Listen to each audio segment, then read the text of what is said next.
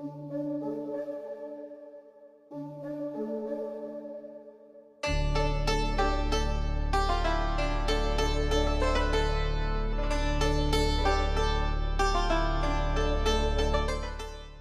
আলাইকুম এভরিওয়ান, কি অবস্থা, কেমন আছেন সবাই? রাইট নাও এখন আমি আছি মান্দা ফেরিঘাটে। আর এখন যে জায়গাটি দেখতে পাচ্ছেন, আমার পেছন সাইডে যে ব্রিজটি দেখতে পাচ্ছেন, এটাই হচ্ছে মান্দা ফেরিঘাটের সবচাইতে জনপ্রিয় ব্রিজ।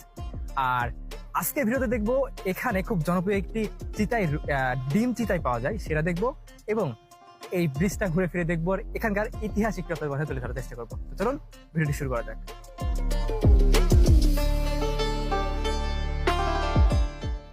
মান্দা ফেরিঘাট নামে পরিচিত স্থানটি প্রতিষ্ঠিত সেতুটি 1991 সালে শুরু হয়ে 1994 সালে শেষ হয়।